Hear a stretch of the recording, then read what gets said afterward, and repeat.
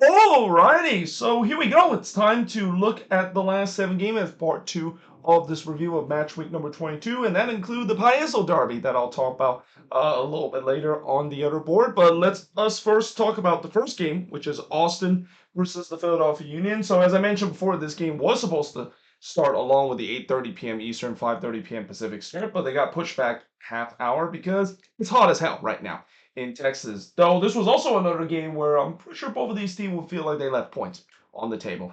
There was definitely chances for both of these teams, but at the end of the day, I guess the draw seems like it's fair considering that both of these teams weren't being clinical in front of goal. Early on, Ilowski would put it just high from long range, but Pierre heads it wide from close range. The Union definitely on the front foot early. They look for the opener.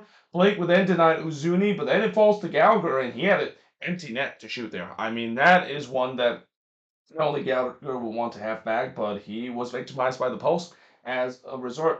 Ilowski then had a shot that was deflected wide for a corner, and then on the ensuing corner in the 18th minute, Kevin Sullivan would score from Harrio and Ilowski to give the Union a 1-0 lead. And if you wonder how is Kevin Sullivan started this game, didn't he get suspended because of the red card in the last game? Well, apparently they rescinded that red card over these last couple of days, so he was available in this game and definitely made an instant impact for this Philly Union side. Unfortunately, though, that goal didn't last, or that lead didn't last long for the Union because just 3 minutes later, Heinz Ike would score from Rosales to tie the game up at one apiece. And you know, when all things fails for Austin, it's always great to go back to the bread and butter of this season, which is they're the Kings in terms of set pieces. It feels like they have took that title away from Minnesota in terms of being the Kings of corners and also scoring. They have by far probably scored the most corners we have seen the team has this season from set piece.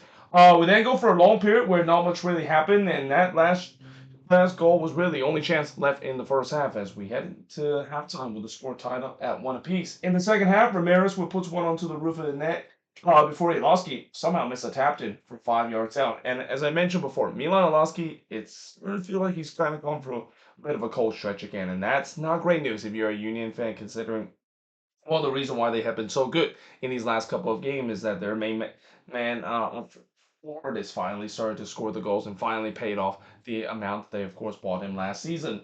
And then the post with denying John Jack from close range. So yeah, now it's the Union that unfortunately was the victimize of the post there. Rosales would then miss one from close. Both of these teams were definitely having some good changes, but who can get that opening goal, or actually not the opening goal, but the lead up to this point. Blake would then deny Torres from close in the 70th minute before Biru missed one from the corner in the 73rd minute. Stuver then denying Quinn Sullivan from long range, and then Harriel would puts it high from the corner as once again the chances continue to exchange. It was really up for grabs. It feels like this game is on a knife edge of who exactly is going to finally show that clinical finishing to get that crucial second goal. Well, Pierre had a chance or actually no, this was actually an almost disastrous moment, and Austin actually almost got gifted of that lead when Pierre had to clear this one off the line after Blake just spilled it. I mean, this is very unlike Andre Blake. He usually doesn't have these kind of moments, but yeah, he must be owing Pierre a Texas-sized barbecue after this game because man, oh man, that would have been a brutal hour. That would have been a brutal way for the Union to lose the game. Blake would then deny Vasquez in the front post before Vasquez would put it wide from close range. As now Austin started to push to try to get the winner. The Union kind of had a sense that they were just happy for a draw. Maybe the heat is starting to get to them. They're really running out of gas late in this one. Blake would then deny Uzuni from close before Anello would have a shot that was deflected wide. But yeah, in the end, despite the chances that both of these teams had, especially in the second half, neither of them were able to get that crucial second goal. It ends in a 1-1 draw in this one. Shots in this one, 13 shots with a 10 that the Union has, 5 shots on goal with a 3 that the Union has. Both teams had 3 shots off target, 3 shots that was blocked with a 2 that the Union has, and possession-wise, 54% possession compared to 46% possession the Union has in this game. And like I said, I think the draw is definitely a fair result given how this game played, but you just kind of had a sense both of these head coaches will feel like they definitely left points on the table. I mean, if one of these teams would just be in a little bit more clinical, especially in the second half with the chances they have, one of these teams would got a huge 3 points. That seems like both of these teams are kind of in the same situation where they're not really kind of in playoff contention, but they could definitely do so if they can string some win, especially for the Union as well. Consider how tight the Eastern Conference is right now. Now, moving on in the next match. It's Vancouver and Dallas, and this looked more like the Vancouver Whitecaps that we know. Well, you just kind of had a sense eventually this Whitecaps team is going to snap out of this funk that they're in, and my oh my, they definitely snapped out of this funk, and they took it to FC Dallas in this game. Though early on it was almost a disaster because 6 minutes in, Taco came way off his lines there, and when you came way off your lines as a goalkeeper, you better get to the ball because if you don't get it, that is pretty much a howler, and Taco got just about got that one away before Sarver had a chance to round him and basically had an empty net to shoot. But in the 11th minute, on the first shot of the game for the Whitecaps, it's in the back of the net. It's Sabi gives the Whitecaps a 1-0 lead. Dallas didn't clear their their their lines properly, and they were punished. One thing I noticed about this Dallas team in these last couple of games, they have been very poor defensively. I mean, defensively, it's just been an absolute shambolic. I mean, they conceded 3 goals just a couple of days ago, and now they can see 5 more in this one. Ocampo then looked for another, but he was denied by Siwas as the Whitecaps definitely have the momentum. They were pressing to try to get another. Sabi would hit one right to Siwas, but then in the 22nd minute, Ryan White would score from Ocampo and Blackman to give the Whitecaps a 2-0 lead. Great to see that White is kind of back in form. I think he's been injured for this Whitecaps team, but it's good that he's back into this team, and it's no surprise that once he's back into this team, he has made a huge impact for this Whitecaps team going forward. And I even wrote this looks more like the Whitecaps that we've seen last season. This looks more like the Jasper Sorensen side that we saw last season, and even in the beginning of the season, in some extent, the fact that they were just dominating the game and really take it to their opponent. Tokido would then look to respond, but he puts that one wide. It's also important to note that Dallas didn't play their starters in the first half. They actually played their starters in the second half, which was kind of interesting decision by Peter Quo, considering what the scoreline was heading into the second half. But White would then hit it wide from close in the 32nd minute, but in the 37th minute, he would not miss here. That made it 3-0 in favor of the Whitecaps. And while it was a great half volley there from Brian White, once again, Dallas just didn't clear their lines whatsoever. If you don't clear your lines properly against this Whitecaps team, you're going to get punished more times or not. Farrington was then in on goal, but host denied him, and in the 6-minute stoppage time, it would be 4-0 in favor of the Whitecaps, as Ocampo would score from Kubas and Johnson to make it 4-0 in favor of the Whitecaps, and yeah, Siwas, he came off his line slow here. I mean, when you're a goalkeeper, you got to make sure you don't hesitate when you come off your line, because if you come off your line slow, it was pretty obvious that you're pretty much now stuck in no man's land. Ocampo just kind of dinked it over him with a header. It's not an easy kind of strike that Ocampo has to hit, but one that was necessary consider you can clearly see was in no man's land in that situation. And yeah, just like that, it's 4-0 in favor of the Whitecaps, and that would be the scoreline heading in the second half. And as I said before, very weird decision to see Peter Quo decided to bring in the cavalry and see that both Musa, Marino, Vante, and Tomungo gets summoned into this game. I mean, I guess that you want to get them some reps in this game, but I mean, it's 4-0. You might as well just save them, and you're risking some of these guys to get injured in the second half as well. I mean, unless if the Whitecaps just completely imploded, which this is a team that doesn't implode leads. In fact, under Jasper Sorensen, it is very rare you see the Whitecaps blown beat leads whatsoever. It just kind of was a bit of a head scratcher to see why they decided to bring in the cavalry in the second half and think that will maybe rescue. I mean, maybe they'll think about the goal differential, but still, it was an interesting decision for Peter Quo to put his starter in when the game is way beyond on out of reach for Dallas. Goal would then miss wide from close range before Ocampo missed wide from close range. Vancouver didn't care that Dallas was putting their starter. They would continue to press to try to get more out of this game. Caicedo would then hits one right to Siwas, and then in the 68th minute, he would be on target as he scored from Mulla to make it 5-0 in favor of the Whitecaps. So safe to say that even when they did bring in their starters for Dallas, it didn't matter. Vancouver was still an absolute buzzsaw in this one, and they almost made it 6-0, but Ocampo missed wide there. And like I said, Vancouver, they're not showing no mercy in this one. This is a team that when things are going well for this team, when this team gets hit all cylinder, which we've seen it a lot last season for Jasper Sorensen in the beginning of the season, this team's not going to slow down. They're going to go for 6 or 7-0. They're not going to feel sorry for Dallas in this one, though Dallas, you can clearly see they want the full time whistle badly because this game is just way out of hand. So Takaoka did deny Musa on a rare opportunity for Dallas. Musa was very quiet in this game, and I'm not a big surprise. Again, it just didn't make sense for Peter Cole to put his starters in when the game is way out of reach. But yeah, in the end, Vancouver gets the 5-0 win in this one. The shots in this one, 17 shots with the 7 that Dallas had, 1 shot on goal compared to 10 that Vancouver has in this game. 4 shots off target with a 1 that Dallas had, 3 shots that was blocked with a 2 that Vancouver has. And possession-wise, 62% possession compared to 38% possession that Dallas has in this game. And remember some good victory that Dallas has had in the last 2 games on the road. And they're thinking maybe things are turning around. Yeah, this was a rude awakening. Though, to be fair, if this is how the Whitecaps will play, and if this is kind of now we're starting to see them kind of been back to their best, yeah, that's bad news for the rest of the Western Conference. This is exactly what we saw from the Whitecaps last season, and they only went all the way to MLS Cup after that. If they can continue this kind of form,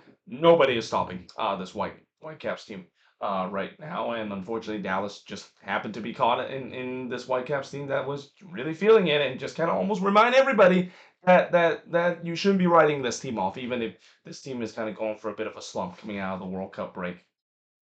Moving on, in terms of the next match, one of those teams that maybe could challenge the Vancouver Whitecaps is LAFC. Though, unfortunately for LAFC, it's kind of the same problem that we've been seeing the last couple of games. Finishing and also the goal scoring is just not there. And it's not because of lack of effort. They have created a lot of chances, but they're just not being clinical in front of goal. And it also doesn't help the fact that they ran into James Pantemis in this one. I mean, this was definitely a game that Pantemis stole a point for the Portland Timbers in this one. So speaking of the Timbers, they actually got the lead very early in this game. DaCosta would score from Valley to give the Timbers a 1-0 lead. It was also the game's first shot as well. Schreiner then looked to answer, but he was robbed by Pantemis and pushed that one onto the post, and that would kind of foreshadow what we see in this game. I mean, Pantemis, he was pretty much a wall throughout this game. LAFC definitely took over this game since going behind, now pushing for the equalizer. Shabrelko would puts it high from long range before Pantemis denied Son from close. He then denied Tillman from close in the 19th minute. LAFC putting wave after wave of pressure, but the question is, can they beat Pantemis? Because he was definitely feeling it early in this one. He then denied Bawanga from close as the shots were now 12-1 for LAFC in this one. So they are really racking up the shots up to this point. But the problem is, so far, they just can't solve Pantemis. Balde would then miss wide from long range before Hollinshead missed wide on the header in the 32nd minute. Bassett would then miss wide from close, and then Schaffelberg would miss wide on the header as the Timbers started getting a couple of half chances. The game started to kind of balance out a little bit, and now both of these teams were looking to try to get that next goal. Bassett would miss wide from long range in the 37th minute before Schreiner would head to wide from close in the 45th minute. But we do head to halftime with the Timbers leading 1-0, despite the fact that LAFC outshot this Timbers side very badly. I think they had like close to 20 plus shots in the first half alone. In the second half, it was pretty much the same thing. Caicedo would hit one right to Pantemis before Pantemis denied Schaffelberg from close in the 50th minute. LAFC kind of picked up where they left off, continued to press for the equalizer. Pantemis also kind of picked up where he left off, and that is continuing to make some big saves. He denied Bawanga from close in the 56th minute. Kelsey would then put it wide from long range, and you just kind of had a sense that it seems like the Timbers are just going to have to try to ride this out. And in many ways, they kind of did. I mean, they kind of ride out the original pressure. Now maybe look to try to get that second goal because you kind of had a sense that as good as Pantemis has played, it would be a lot better if you could get that second goal and feel a little better for yourself. Hollinshead would then hits it over from close before Bawanga puts it over from long range. Schaffelberg then hits one right to Pantemis in the 73rd minute. I mentioned the fact that the Timbers would say they survived the pressure. Well, now LAFC ramped that pressure up. Now they are getting really desperate, trying to finally get a chance to beat Pantemis, and they finally did in the 79th minute. And if there is a goal that finally beat Pantemis, might as well be an absolute bang from Denis Bawanga. He scored here from Terry and Long to finally ties the game up at 1 apiece. It's been coming pretty much since the beginning of this game.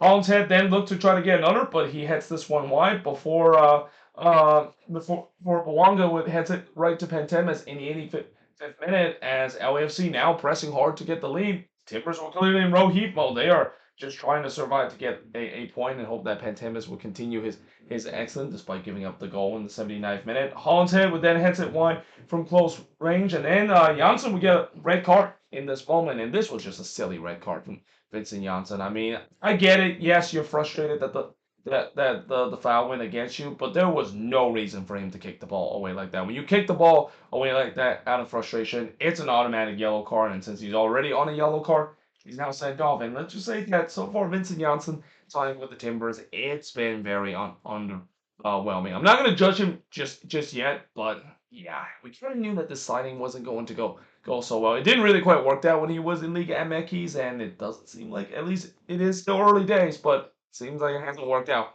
for the Timbers either. Pantemis would then deny Bawanga from close because why not? Just for the good measure, Pantemis absolutely a stone wall for this game, except for that one banger that Bawanga away, and as a result, he stole a point for the Portland Timbers. It ends in a 1-1 draw in this game. Very frustrating game for LAFC, and this is the thing that I know some fans will say that this is just kind of one of those games where we couldn't finish.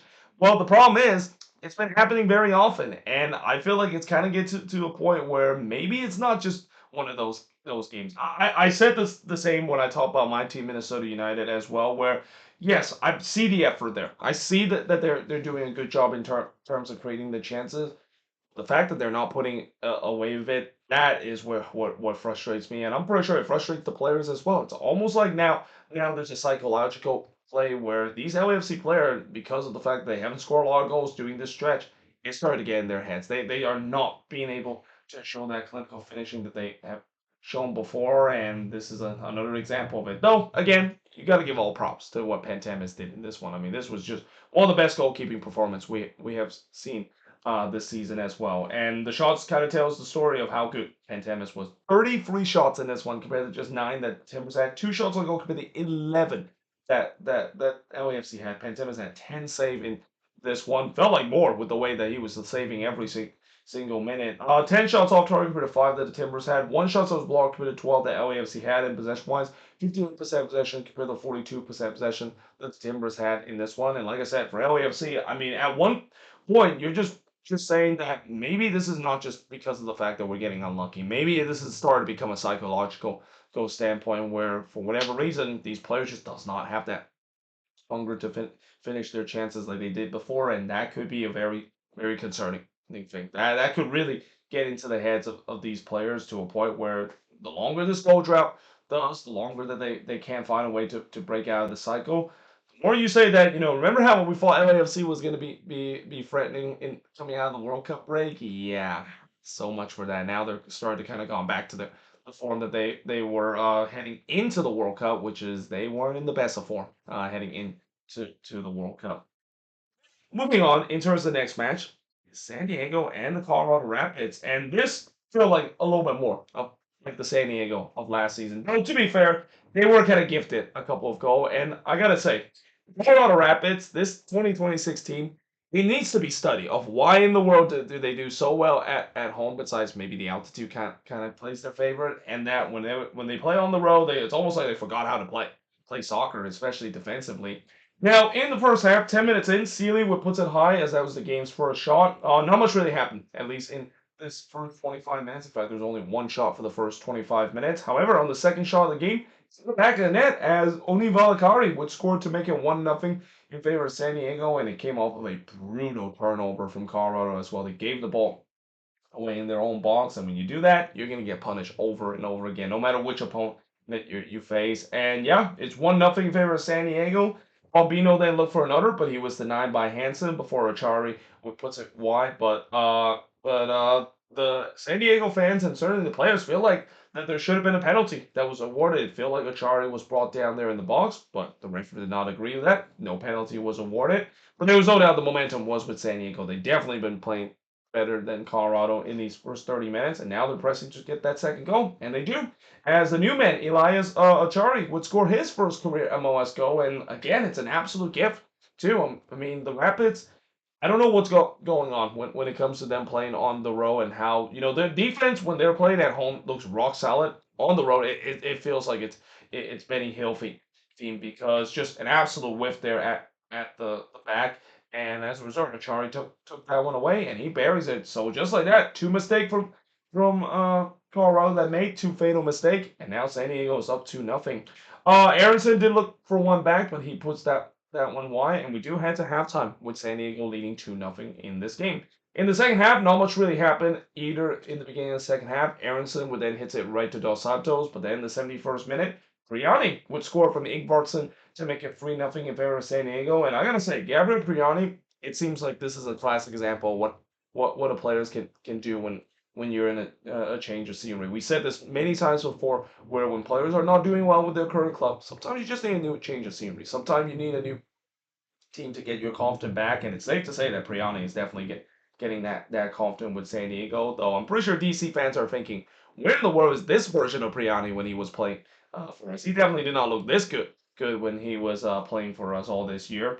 Navarro did look to respond, but he hits one right to Dos Santos before Thompson would put it wide on the header. Colorado definitely started to get into this game, but again, it just feels like it's too little, too late. Like to do it at 3-0 down, that's always a very disheartening thing if you're a fan of a team when team is starting to look good. But it's also kind of a combination of the opposition started to take their foot off the gas. It really felt like San Diego took their foot off the gas after made it 3-0. Dos Santos then denied Williams from close in the 84th minute. But yeah, in the end, it's a 3-0 win that San Diego has in this one. Not a lot of shots in this one. Compared to this game, this game definitely didn't have as much chances. 7 shots for the 9 that the Rapids had. 4 shots on goal for the 2 that the Rapids had. 8 shots or no, I'm sorry. 2 shots that was blocked. Or no, 2 shots that was off target compared to 2 that San Diego has. Getting the number all wrong here. 3 shots that was blocked for the 1 that San Diego has, and possession-wise, 55% possession compared to 45% possession that San Diego has in this game. So yeah, big win for San Diego here. Obviously, the one thing that I think San Diego fans are hoping is that at least there now is going to be some consistency, because there has been some inconsistency in coming out of the World Cup rate. It feels like every time they take one step forward, it's 2 step back in terms of how they play, and they're hoping that maybe there might be some more consistency now to get themselves back in the playoff race. I mean, they're not that far away, but they need to find some consistency if they want to be there in the playoff race at the end of the season. That being said, I am now going to switch board and look at the last 3 game, including the Payaso Derby that I attended on Saturday at PayPal Park.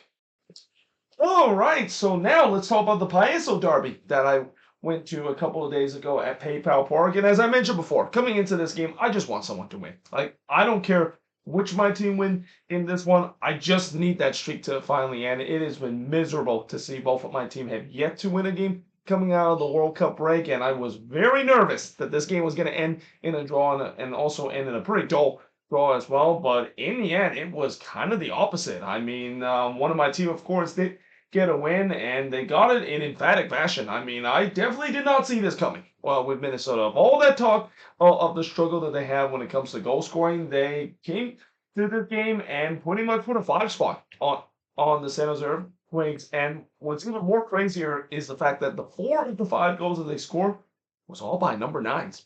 Now, early on, it was a PK for the Quakes. In fact, it was not a great start for Minnesota with Diaz handball this one in the box. So here comes Werner, a chance to bury from the penalty, and this time he does bury from the spot. Wish he would have done that against the Galaxy, but hey, at least he buried in this spot, and that gives the Quakes a 1-0 lead. And instantly, I'm thinking, yep, it feels like Minnesota is going to be up against it in this one. Again, coming into this one, I mentioned this is the Payaso Derby, but this is technically a desperation derby too. Both of these teams desperately need a win to kind of turnaround of what has just been a sinking ship that both of these teams has encouraged. And it looked like early on the Quakes were going to do so. However, that lead from the Quakes only lasted 7 minutes, because in the 10th minute, Joaquin Perez, he scored from Marcanic to tie the game up at 1 apiece. All of a sudden, Joaquin Perez started to heat up. And I think this is definitely important and great news for the Loons, because he's been kind of had his struggle this season, especially doing this winless run. But he is definitely starting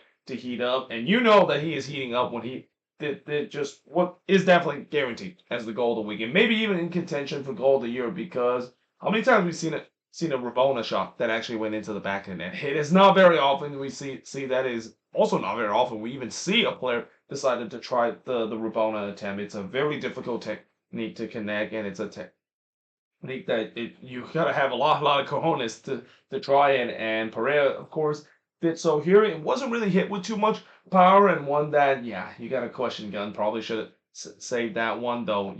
With the way how Angus Gunn has been ever since he stepped on a foot with this team, it feels like he's now the most hated player right now in this Quakes team, especially of how bad he's been. So yeah, the game was tied up at one apiece. Werner tried to restore the lead, but he was absolutely robbed by Calendar, and Calendar was big in this one, as it's been the case throughout the season.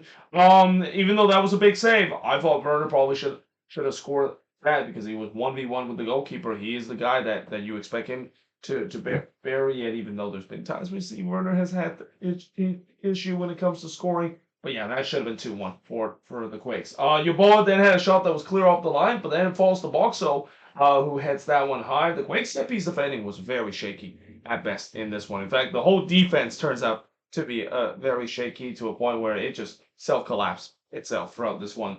Gunn would then deny Yeboah from close. The momentum was definitely with the Loons as they were looking to try to get the lead. Buddha would hit it right to counter before LaRue puts it high on the curler as the Quakes started getting the control back in this one. Minnesota definitely started to had more of the control in the middle of the second half, but the Quakes definitely got the control back. They're trying to look to get the lead back, but instead, in the 40th minute, the drought is finally over. Kelvin Yeboah has finally scored a goal. Holly fucking a goal here as he scored here from Duncan and Jen to make it 2-1 in favor of Minnesota. And after he scored that goal, he immediately celebrated in front of the coaching staff and even his teammate as well. It has been a very difficult last couple of months for Kelvin Yeboah. All the adversity that he's been facing both on and off the pitch, it's got to be so much relief for him. And I'm happy for him as well. I mean, he has definitely got his critics and, all the criticism that we talk about Yeboah. It's definitely justified, but you also kind of feel bad for him and that, you just hope that eventually he can get himself back to the Yeboah that we know of. And it's so good to see that he finally were able to do so. And he loves scoring so much that just 4 minutes later, he can do it again. As this time he scored from Jin and Pereira to make it 3-1 in favor of Minnesota, and that looked more like the Yeboah of the old as well. I mean, I guarantee you that third goal that he scored where he chipped it over Guns after he went in on goal, we wouldn't be seeing Yeboah finish that chance if he didn't bury the first one. You can clearly see that this is a classic example of a number 9 that they are a player that if they can score a goal, that's when the floodgates would open. That's when the confidence would be back. And right now, it definitely looked like Kelvin Yeboah has his confidence back. So not only the fact that you got Joaquin Pereira that started to have his confidence back, but now Yeboah is getting his confidence back as well for this Loons team. And as I'll say at the end, I know this is just the Quakes, and I know they have been really bad defensively.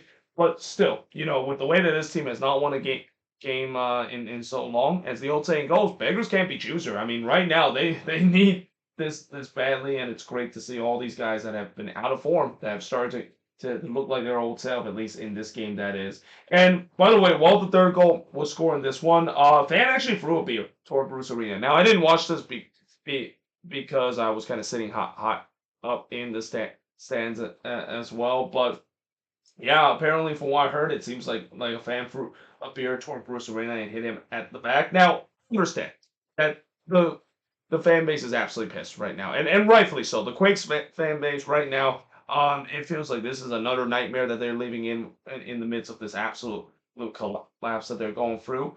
But even if that's the case, there was absolutely no need for that. And honestly, I really hope whoever did that, he should not be associated with this team anymore. I'm tired of seeing a certain amount of people that makes a fan base bad. We have seen this before where, some fan base might get it's a pretty bad reputation just because of what a minority fan did. And I'm pretty sure that guy definitely does not represent the Quakes fan base. This is a fan base that doesn't have that violent reputation as well and do something stupid like that. So yeah, like I said, I really hope that whoever did that, he should not be associated with this club anymore. In fact, I hope that he get a lifetime ban from PayPal Park because that is absolutely ridiculous to see, and just kind of once again sums up in terms of the massive frustration that this team is going through. In fact, that frustration was heard loudly at halftime. At halftime, the boos were loud at PayPal Park. That was probably the loudest boos I've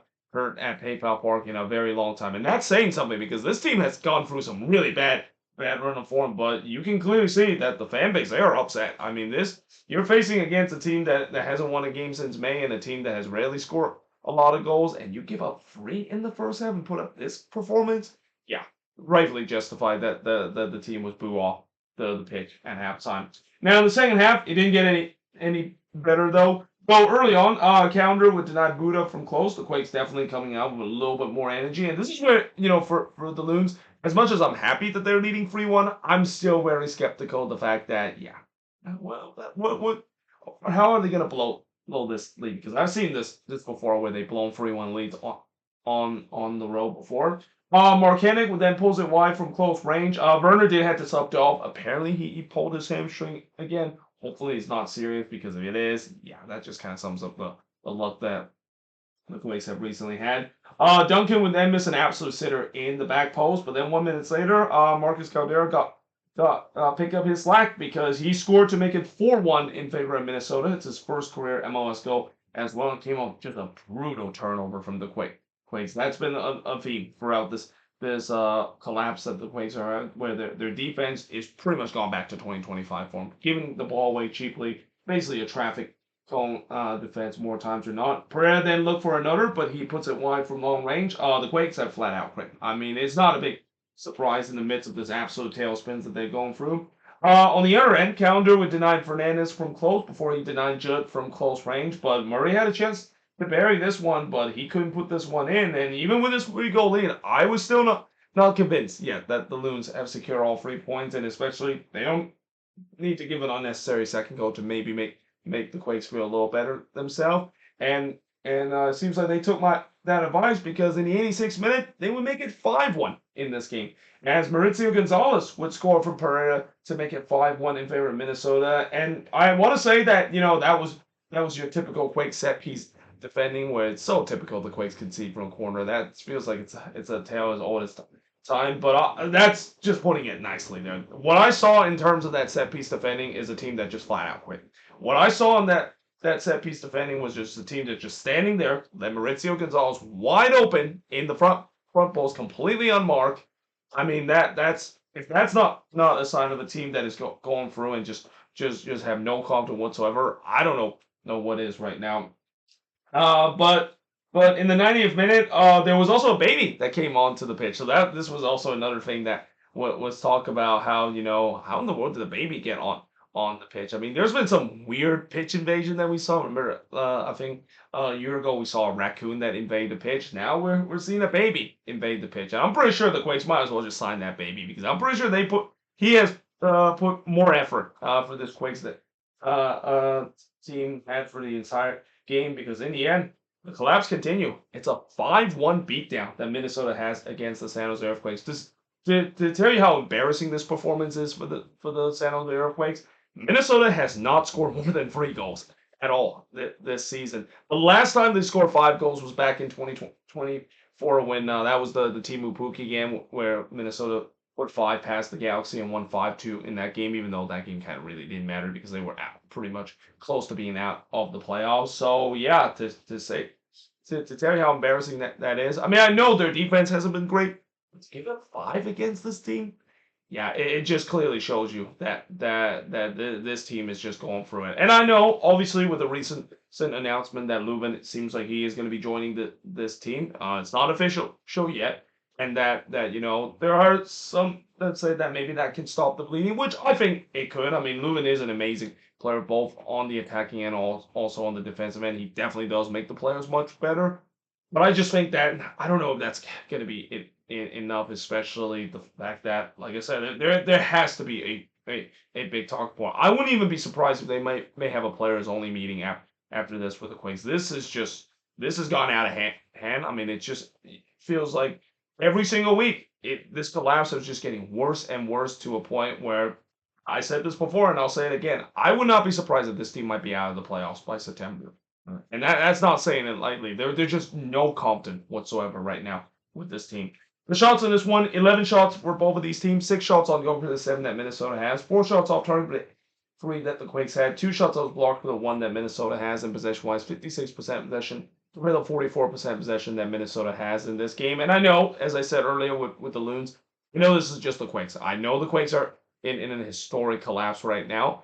But as I said before, beggars cannot be choosers. This team has not won a game since May. This team is also low in Compton. This is really the shot in the arm that they needed, and especially the fact that not only they scored 5 goals in this one, but it's the number nines that are scoring. That's been really one of the biggest issue of why this team has been lacking in goals. The fact that now all these attackers are now Compton, we'll see whether or not that can carry into the next game as well. This is exactly what they needed to get themselves back in terms of the season on the row and trying to get themselves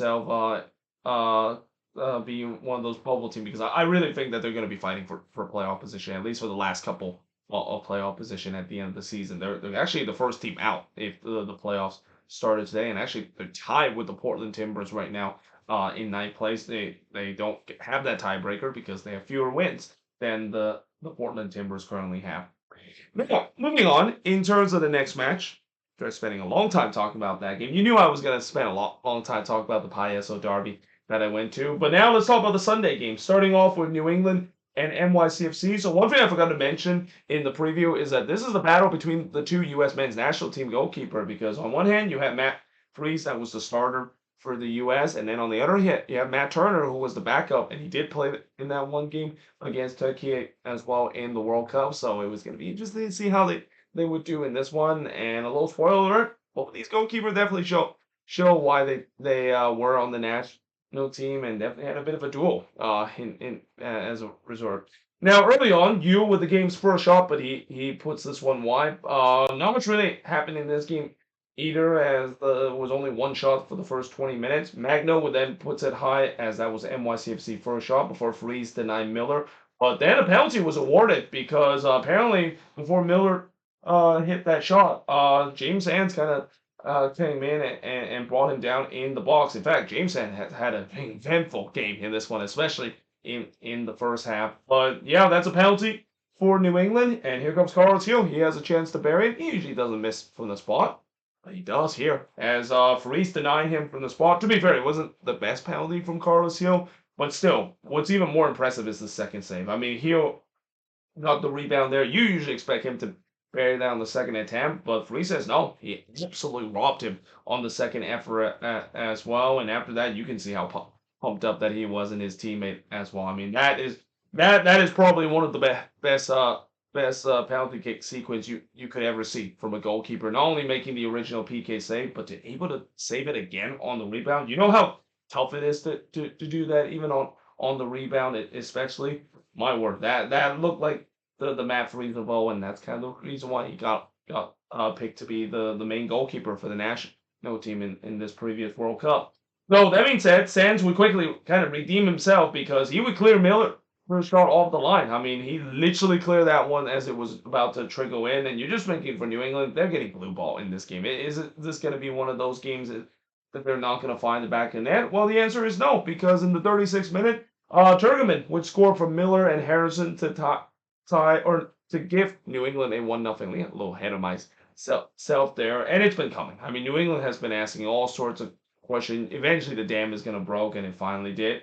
Magno did look to respond, but the woodwork denied him. Turner would then deny Magno from close in the 45th minute. I thought it was a good response for NYCFC. They immediately pressed to try to get the equalizer, and they do. As in the first minute stoppage time, I said that James Sands had an event for first half. He went from conceding a penalty to saving one off the line, and now add him scoring in this game from Magno and Fernandez Markel to tie the game up at 1 apiece, though it was not great set piece defending in New England perspective. And yeah, as a result, they gave up the lead right on the stroke of halftime, and that would be the scoreline heading into the second half. Second half, Miller would be in on goal there, but he only hits it right to Freeze before Luigi puts it wide from close. We definitely had some exchanging chances for both of these teams trying to get the lead. Turner would then deny Davis, but then it falls to Luigi, and he only was able to hit this one off the side netting. So yeah, some really big chance for NYCFC, but not able to put away. And then he would deny Fernandez Markel from close, as yeah, Matt Turner, he's definitely saying that I can also make some great save, and I can also prove why I was the second choice goalkeeper for the national team, because yeah, him and Freeze definitely put on a show, but NYCFC was definitely pressing for the lead. So we did go for a long period where not much really happened. Freeze would then deny Miller from closing the 86th minute, but in the end, It ends in a 1-1 draw in this one. The shots in this one, 10 shots for the 12 that NYCFC had, 5 shots on goal for this that New England has, 1 shots off target for the 3 that NYCFC had. Both teams had 2 shots that was blocked in possession-wise, 52% possession compared to 48% possession that NYCFC has in this game. So no doubt that I think it's a fair resort. It was a very even kind of game. And at least if you're a U.S. men's national team or if you're a fan of the U.S. men's national team watching this game, at least you can probably be proud that both of the goalkeeper did very well. Though I'm pretty sure there are still going to be a lot of national team fans who will never forget what Freeze did against Belgium in that round of 16 match. Moving on, in terms of the last game that we'll talk about, the last game we're going to talk about is Atlanta versus Sporting KC, the Wooden Spoon Derby on Sunday Night Soccer. It's the first ever Wooden Spoon Derby in Sunday Night Soccer. And what's kind of interesting about this game is it felt like it was a game of two halves, really. Atlanta was by far the better team in the first half, and then they just kind of thought 2-0 was going to be enough. I mean, I get it. Yes, you're facing against one of the worst teams in the league. Actually, not even one of the worst, but literally the worst team in the league. And I get that this is also an SKC side that doesn't have Jovic, who, by the way, newsflash, he's now looking to go to the Seattle Sounders as well. But still, I mean, you can't just put your foot off the gas. And knowing that this team has had their problems defensively this season, it was no surprise that Sporting KC were able to find their way back in this game, and it was a bit of a nervy finish for Atlanta to secure their third straight win in a row. In the first half, Kambimba would have a shot that was clear off the line. Atlanta with most of the possession earlier, as Sporting KC was looking for those transitional moments, but in the 13th minute, Atlanta would score the opener as Thomas Jakob would score from Almiron to make it 1-0 in favor of Atlanta. I'll tell you what, Jakob might be one of the best goal-scoring center half in this league. He's definitely been scoring his fair amount of goals this season. And yeah, this also happened because of the fact that Miguel Almiron went vintage here. I mean, what a beautiful pass this is. This is the Miguel Almiron that we all know of why he got that big move to Newcastle in the first place. And the build up there feels like the old Atlanta. It felt like the Atlanta team that we saw in the first 2 years of just being an absolutely unstoppable machine. Almiron then looked for another, but he hits it right to Cleveland before Harris curls it high from close range. It's been kind of an open game so far as well. So again, this is the thing about the Wooden Spoon Derby. People think that this is going to be boring and there's going to be not much happening. Not all the time. In fact, I would say that in these Wooden Spoon Derby, sometimes the game could be open because neither of these defense have been very good. So I'm not surprised that the things have got a little open on the other end. Or on either end, that is. And then in the 23rd minute, Davis almost scored an own goal here as he was defending the corner, but the post saved him there. It didn't matter because in the 25th minute, Rafa Pico would score from Bias and Almiron to make it 2-0 in favor of Atlanta. And yeah, that was just not great defending from Sporting whatsoever. It just kind of shows you another example of this backline just being absolute shambles throughout the season.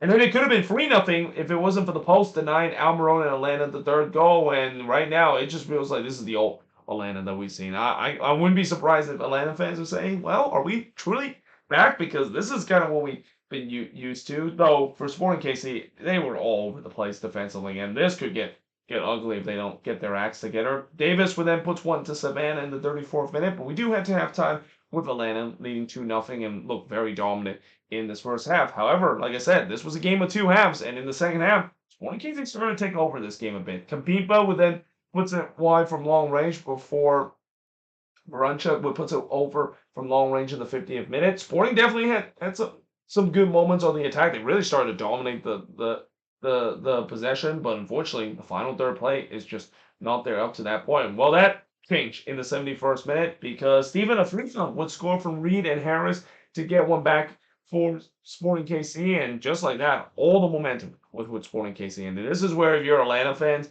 you've seen this story many times this season. You've seen the story even last season and doing this bad run of form where they're about to blow it again because that's just been a common theme with this team. There was a shout for a penalty for Atlanta not given. Mosquera would then head it high from the corner, and that was a huge opportunity for Mosquera. He was actually left completely unmarked there, and you can clearly see Atlanta, they were clearly in row heat mode. I mean, they were just hanging on for dear life to get over the line. And the good news is they're able to do so. It's the third straight win that Atlanta United has had, and because they've gone on this little mini winning streak, they're now all of a sudden back in the playoff race. Again, it doesn't take much to get back into the playoffs, right? I'm kind of starting to maybe regret putting some of the Eastern Conference team in the see you next season mode, because if I would have saw how the standings is, I would have thought that maybe some of these teams, even some of the bad Eastern Conference team, can still have a shot because of how tight the race is. And really for Atlanta, it feels like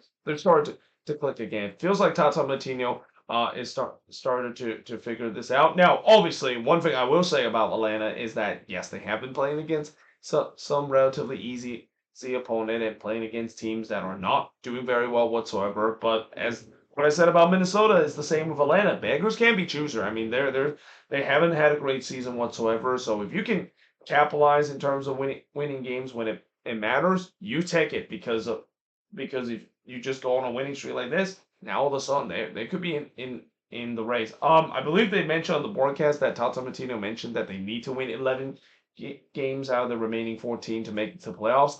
I don't think that's a number that they needed. I think that's pretty high because, as I said, the East this season, just like the West last season, it's an absolute crapshoot when it comes to making the playoffs. It feels like the hot potato right now when it comes to making the playoffs, where it's not going to require a lot of points this year in the East, and it can also help the fact that the East is so much weaker this season compared to previous season as well. There's really not any team in the East I could say that are really considered to be the dominant force, except maybe Nashville SC, who's just kind of running away with the East right now. But the rest of the team, there's been a lot of question mark on all these teams as well. So hey, for Atlanta, why not them? Why not them somehow get themselves high up the standings and actually get themselves back to the playoffs after it looked like this season was all but gone a couple of months ago. But for Sporting KC, that's kind of the same thing. It's pretty much been see you next season mode. And now that they of course